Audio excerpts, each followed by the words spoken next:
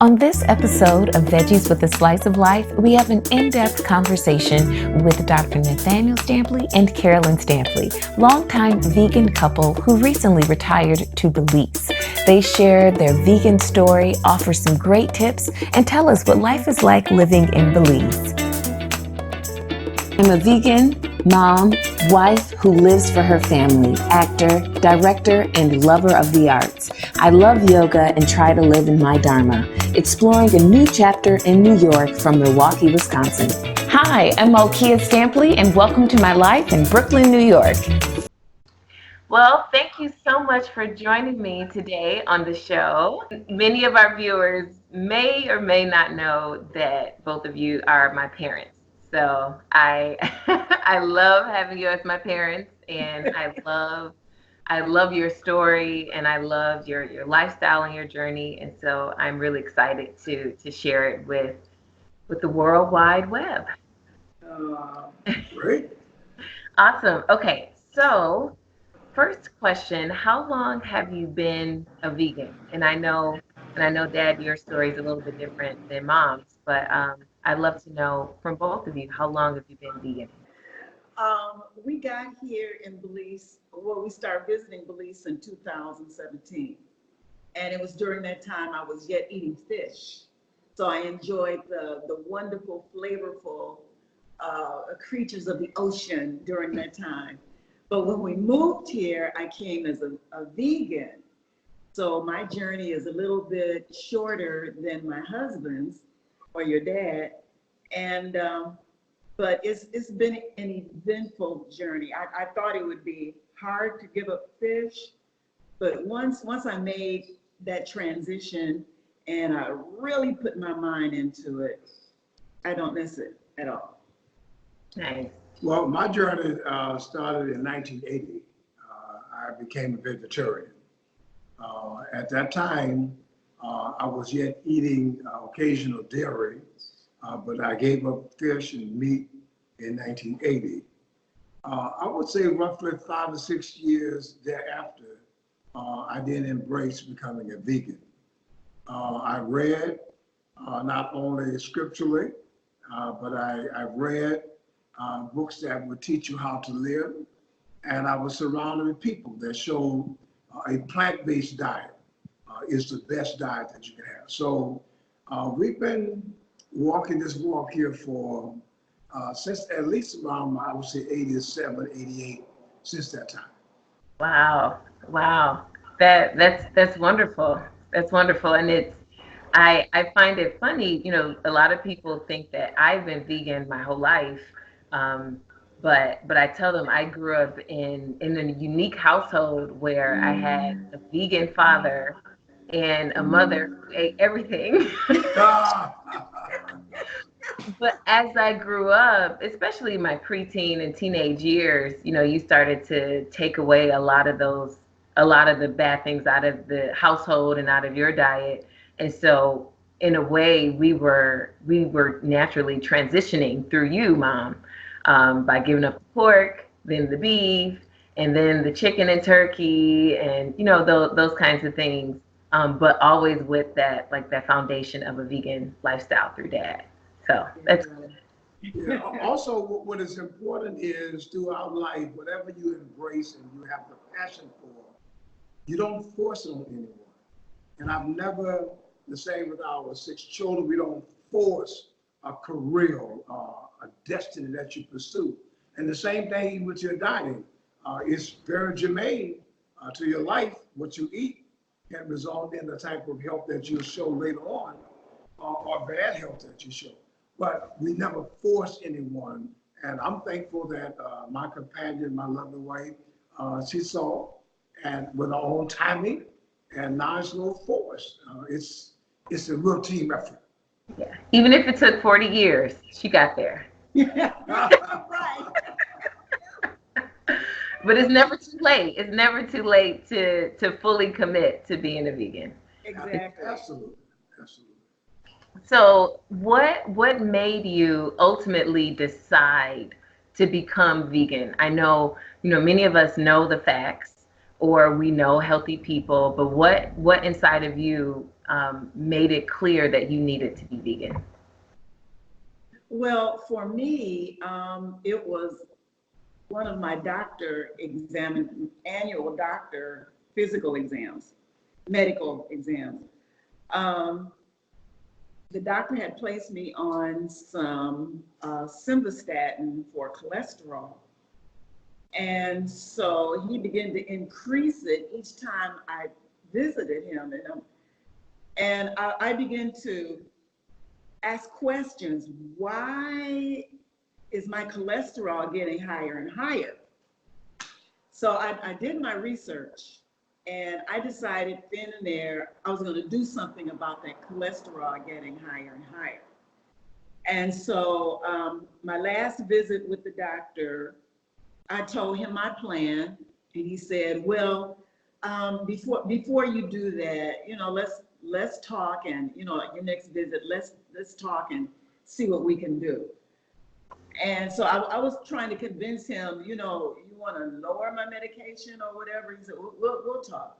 So in that meantime, in that space, I went to the gym. I cut out meats, except for, I think it was chicken. I had cut out everything but chicken. And so the next time I went to the doctor, he said, oh, your numbers are looking pretty good. And so he lowered the simvastatin. And so I said, well, I told him, how about I work on myself, and then we'll see if I can get off, the simvastatin. And then he said, well, I just can't just take you off. I said, well, let's just check and see. All right, so I worked harder at going to the gym. And I think at that time you were taking me to yoga with you. I took out chicken out of my diet. And then eventually I took out eggs. I took eggs because I was eating boiled eggs, because I thought I was, doing myself a good big thing. So boiled eggs, I eliminated that. And so I eliminated all that. And then I decided to myself, I said, okay, this probably is a good time to go vegan. And so my next visit to the doctor said, wow, your numbers are really, really improved. And then he said, okay, well, I'll sign you up with another prescription. I said, don't give me another prescription. No. I said, if my numbers are going down, I'm going to continue the lifestyle and I won't need it. He said, I'll tell you what, you come in so many months at a time and take your blood test, and we'll look at the results and see what happens, see what that's. So we did the blood test, intermittently.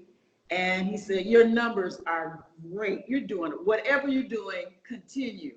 And I never had any more cholesterol medicine since that time. I had lost weight. My cholesterol medicine had gone down. All my numbers were excellent. So that was a wake-up call for me to do something. That's great. That's great. Yeah, my journey was a little different. In '80, I was introduced to some vegans when I returned to Baton Rouge from Atlanta. That's before Malkia was born. But we came home and I was introduced to this lifestyle. And I'm one that, when it makes sense, it doesn't take me forever, as Black folks say, fitna, gonna, just embrace it. And I made that change from initially being vegetarian. I would yet eat dairy, but and the same with the vegan lifestyle. Several years later, I made that decision because I saw that a plant-based diet would enhance good health, longevity. And so throughout my life, it's like even when I was a little boy, 7, 8, maybe 7 years old, I was in the kitchen with my mother. I said, Medea, I'm an African. But no one had ever told me that. I just knew it. And she said, boy, you're no African, you were born here. And I said, but I am. And so it is in that sense, I can defend what I do, but I'm not going to become argumentative and forcing this upon anyone. And at 68 years, I'm thankful.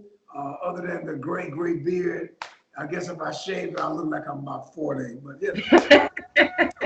So so to me, it's when I hear truth, it resonates, it connects, and then I don't need forever to be convinced on that. And I'm yet learning, and we're thankful we're in a place, Belize, where they grow everything. You talk about the Garden of Eden concept. It's here. Wow. Wow. Wow. So can you describe, Dad, what it was like to be a vegan in the 80s? I mean, now, it's everyone knows what a vegan is, from little kids to seniors, and it's in the stores, it's at fast food places now. So what was it like in the 80s and even, the 90s being a vegan? There were days that I would go certain places, and some people may be offended, but the best I can do is just drink some water. And that's the type of commitment you got to bring. You can't let tradition, customs, whatever, the first of the year, Black people celebrate by eating chitlin. Well, I ain't with that. And so it was challenging in many places. I try to be respectful and to educate people on you cooking the greens, you cook the beans, you don't need the meat in it. It was challenging. And some days I would be hungry going to an event where all you have there is water that you can drink, but that's the discipline that we got to bring to as we go through life. Yeah. And I want to add, Malkia, a lot of times when I cooked the meals, I would fix his food as a vegan, and then I have the other food for the rest of us.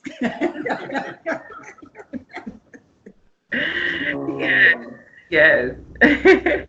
So what changes from both of you? And Mom, you talked about it a little bit, but for both of you, what changes have you felt and seen in your body or even in your life since you've embraced the plant-based diet?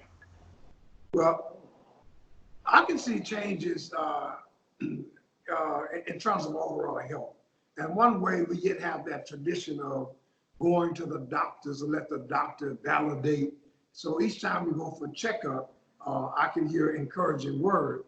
But what I learned, eating wisely is only part of it. You got to learn how to retreat and remove yourself from stress. We're under no stress here in Belize. Sometimes maybe it's too laid back for me. And not only that, exercising. Taking the time to walk, ride the bike, some things also at our age to kind of tone the muscles. So the eating part is important, and I can see that overall. But if I fail to exercise on a weekly, say at least 4 days a week, I can feel that sluggishness. Although you can't find me eating meat, slipping to eat it or otherwise, or a dairy product, but you got to also include the meditation, the exercise, and reframing from stress. Well, for me, it made me feel better. It made me wear my clothes better. A lot of people even said, "Ooh, what are you doing? You look so young."